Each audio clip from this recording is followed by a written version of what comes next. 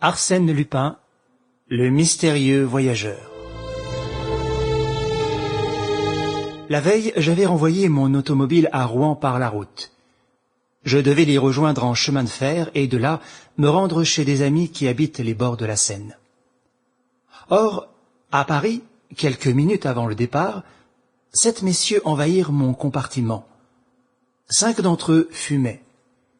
Si court que soit le trajet en rapide, la perspective de l'effectuer en une telle compagnie me fut désagréable, d'autant que le wagon, d'ancien modèle, n'avait pas de couloir. Je pris donc mon pardessus, mes journaux, mon indicateur, et me réfugiai dans un des compartiments voisins. Une dame s'y trouvait.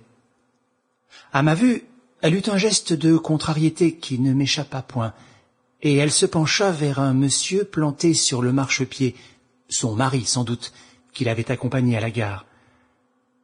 Le monsieur m'observa, et l'examen se termina probablement à mon avantage, car il parla bas à sa femme en souriant, de l'air dont on rassure un enfant qui a peur.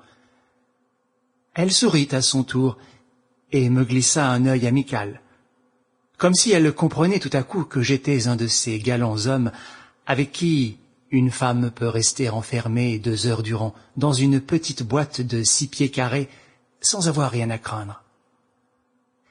Son mari lui dit « Tu ne m'en voudras pas, ma chérie, mais j'ai un rendez-vous urgent et je ne puis attendre. » Il l'embrassa affectueusement et s'en alla. Sa femme lui envoya par la fenêtre de petits baisers discrets et agita son mouchoir.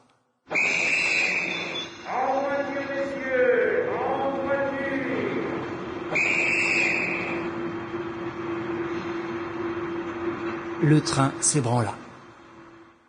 À ce moment précis, et malgré les protestations des employés, la porte s'ouvrit et un homme surgit dans notre compartiment.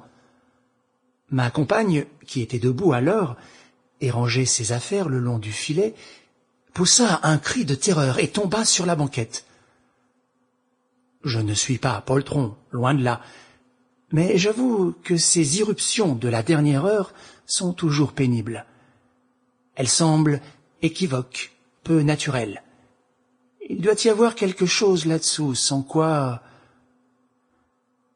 L'aspect du nouveau venu, cependant, et son attitude eussent plutôt atténué la mauvaise impression produite par son acte. De la correction, de l'élégance presque, une cravate de bon goût, des gants propres, un visage énergique. Sample complete. Ready to continue?